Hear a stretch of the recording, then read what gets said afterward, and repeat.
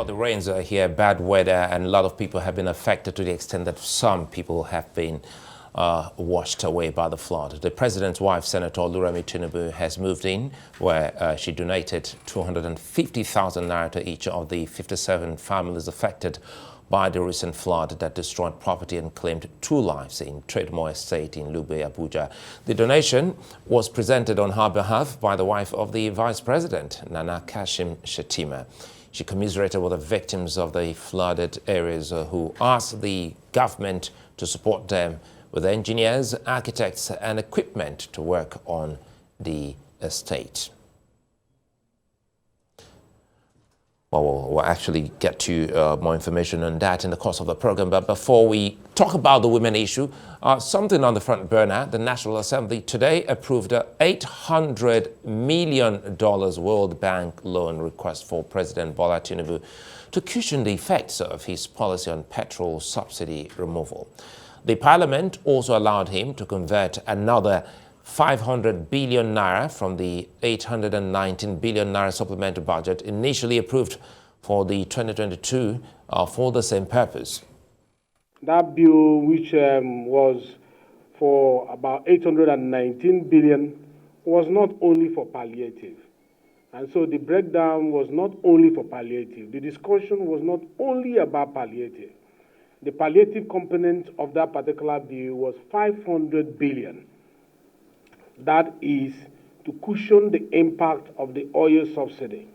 Because, you know, Mr. President, from what we understood, believed that we can delay gratification for a greater gain tomorrow. So we suffer a little bit now because of the impact of the palliative, of the subsidy. And then when we get our country, into autopilot with regards to our economy, we will now begin to enjoy this decision of removing the oil subsidy. But having said that, we will feel the pains now. And that is what you and I are feeling. And in the wisdom of Mr. President, he said, Parliament, approve 500 billion, let us put it towards making a social, economic impact directly on the lives of Nigerians. Well, we'll bring you a full report in a moment, but joining me now to take a look at this is Arise analyst, Dr. Constance Ikokwu. Good to see you and thanks for your time. Good to see you too. We're trying to look at this. First, it's a palliative or some kind of succor for people. And I recall many have been asking about, first we'll start with the documentation before we'll talk about the numbers. 500 billion naira palliative to cushion the effect of petrol removal subsidy on Nigerians. But again, we still aren't there yet in terms of the people in the country who are still skeptical about a list on how properly to identify those who will be needing the palliative.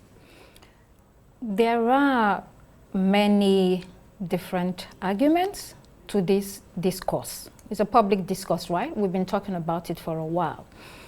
There is, first of all, the 800 million World Bank loan, which some have asked, why do we have to take a loan anyway to do a palliative? You take a loan to do a palliative and then you have to pay back. What's the sense in that? Now, the president is asking for 500 billion naira, still part of the palliative. That is a lot of money.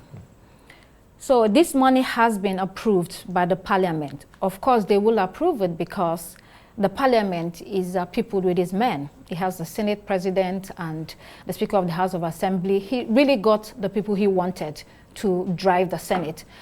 What we will see is that most, if not all of the approvals he wants will be passed by this National Assembly. Then we come to the question, 500 billion. He plans to give 8,000 naira to 12 million families over a period of 6 months. When you give that money over a period of 6 months, what happens after 6 months? Do you leave them to fate or what? So some would then argue, isn't it better to put the 800 million naira dollars and the 500 billion into something more tangible. For instance, public transport. Or find another way to use it, because this is cash you're giving to people. How does it end? And then, like you mentioned, there was the issue of the register. Who is getting this money? What is the criteria? It's supposed to be people in poverty. What is the criteria to determine who is in poverty, who is in extreme poverty? There is a register already flowing from the last administration, because they did a lot of conditional cash transfers. So you have to ask, the conditional cash transfers that were done in that administration, was it effective? Was it impactful? Before you now discuss how you're going to disperse this money that they've given to him. And looking at your analysis, going by the figure, 12 million families, 8,000 naira in the space of 6 months, that will amount to less than 50,000, about 48,000 naira in 6 months. And let's come to reality. 8,000 naira, not daily, monthly for a family. And it comes back to the argument you raised. Are there things economists should be looking at that this may actually be plowed into, that may make more meaning to every Nigerian than 8,000 naira that looks more like a telephone call card? In a way, 8,000 could be a lot of money for certain groups of people in society that are really, really poor. For a month? Yeah, well, it is something. In another way, it is nothing. It depends on who you're talking to. It depends on what ladder in society you are. There are people that are death poor, and if you give 8,000 naira, they'll be grateful for it. But is that a sustainable way of lifting them out of poverty? Because after 6 months, they're left to their fate. So are there other comprehensive ways or holistic ways to tackle poverty? And even that money that will be given to the president and his team to disburse, is it going to be done transparently? Who is going to be sharing this money?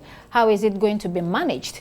That question will come up in our discussions about, because it's a lot of money, coming from Nigerian pocket, coming from taxpayers. So these are issues that will be discussed in the coming days when this money is actually being given out to whoever is in that register. And I had a conversation right here with the country representative of country head of the World Bank. He was live here on Arise Prime Time, where specifically he said the $800 million isn't a grant, but specifically a loan. And he also said that they're relying on data from Nigeria, and these monies must be disbursed, electronically, so that you can actually trace. We're still not done yet with the accuracy of how this is done. If we're talking about 8,000 naira for the very poor, who would be appreciative of 8,000 naira for a month, how is the digital penetration now, for instance? Are these people also bankable Nigerians that can easily be plugged into a verified system? I mean, in so many rural areas in Nigeria, people have mobile phones, even if they're not top mobile phones, expensive ones, as cheap as they are, and you can use it to reach people in the villages. I don't think that is a problem. The issue is, who is managing this money? Will it be used appropriately for what it was set out to do? So let's give an instance of a country like Brazil. So many years ago, when Lula Inácio da Silva was in government, they had this very popular conditional cash transfer called Bolsa Familia. They did it for many years, and it was so popular and successful. But there were conditions attached with, so for instance, you have to send your kid to school, you have to do this. It's not just giving you money in Nigerian parlance, dashing you money. It's not that. There are conditions tied to it, and you have to meet those conditions before you can get it. But there was honesty in that program. The program was properly set up, was properly managed, and people did the right thing, and they saw the impact on the lives of people. So come to Nigeria today. this money, are we just, quickly looking for quick fix or something to give the government something to say that within 100 days of our administration, this is what we were able to achieve? Or are the intentions noble and laudable? Do you really want to impact people? If you want, yes, okay, maybe this is a short measure, a short-term measure. You then have to be thinking about the long-term measures. Put money into things that would impact people in a longer period of time, not just giving them cash. Dr. Constance Ikokwu, I see the picture. Noble, idea, very laudable one. But again, how does the government help disabuse the minds of the Thomases? There are doubtful Nigerians who are still not satisfied. First, there are categories of Nigerians who do not have bank accounts. So that's where I was headed, not specifically about the phone penetration, because for the World Bank saying that everything must go through an account. We've seen people who do not have bank accounts. How do they really help these people? Because it's still foggy, because the whole idea is to ensure that the monies don't get into the wrong hands. Exactly. We're saying the same thing. So again, who will be managing the program? They had this similar program during President Muhammadu Buhari's administration. I don't think they have given an account of how that program went, whether it was successful or not, whether there are lessons to be learned on the obstacles, on the problems, on the challenges that they faced in the field.